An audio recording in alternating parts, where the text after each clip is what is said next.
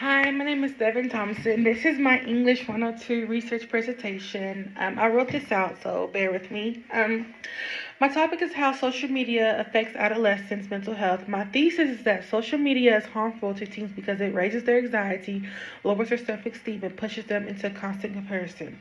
I personally chose this topic because social media is a huge part of my everyday life growing up when I was a teen, and my everyday life now, and also my child's everyday life, and my husband's everyday life. And the more I research on it, the more I realize how much emotional damage it can cause, even when teens don't notice that it's happening.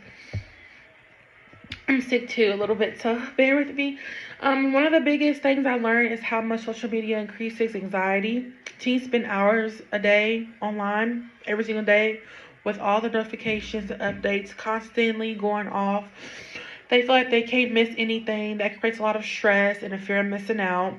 My researcher found that 4 in 10 teens say that social media hurts their sleep and raises their stress levels. A lot of teens feel pressure to stay connected, respond quickly, and keep up with trends, and the nonstop pressure makes it harder for them to relax, focus on school, even sleep. When I was growing up, that was true. I graduated high school in 2014. In 2013, 2012, we had Snapchat, Facebook, MySpace, everything you could imagine.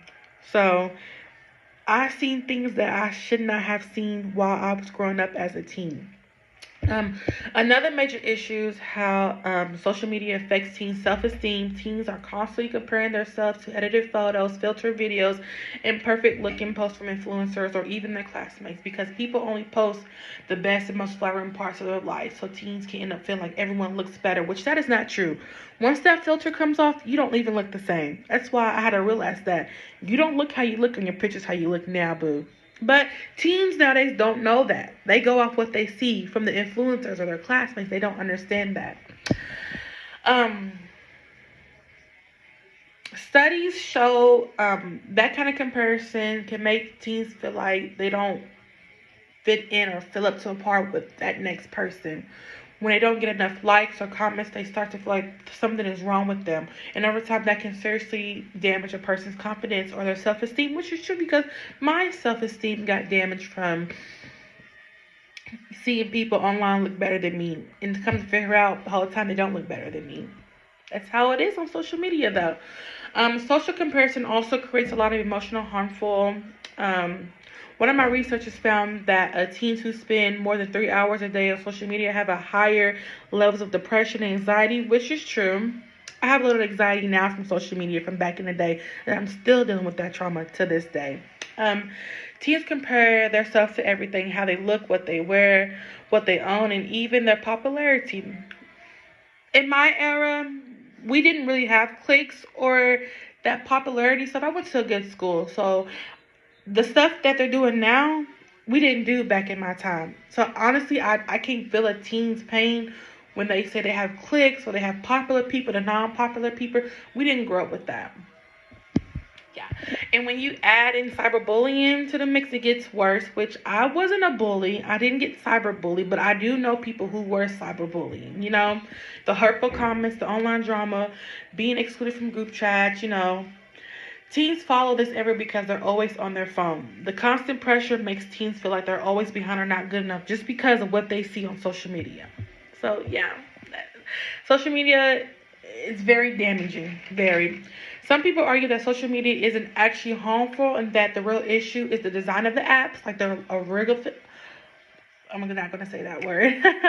They say that platforms are addictive because of the features like endless scrolling notifications and not because of what the teens see. Some argue that social media has educational benefits too, which helps teens stay connected in the community and with their school. While those things can be true, they don't even change the emotional impact of what the social media can do to a teen.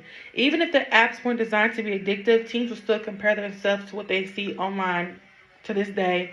Because sometimes teens just, it's not, basically, this is how I feel. Teens go off what they see. Teens are still children. Their brains aren't fully developed. So what they see on social media, that's what they see. That's what they're gonna do. The pressure to look perfect and keep it with everyone will still exist, even if the teens didn't have what they had now. They would still want to be like that person. Um, Overall, social media does have some good use, but the negative effects like increased anxiety, lower self esteem, and unhealthy comparison are much more stronger. Teens need guidance, support from teachers, parents, or anybody who's in their life so they can see that social media it is used in a more healthier, balanced way. The goal isn't to ban social media completely, but to help teens recognize the effects and teach them the better habits so they can protect their mental health and just live a better overall life. Okay, thank you for my presentation. Have a good night.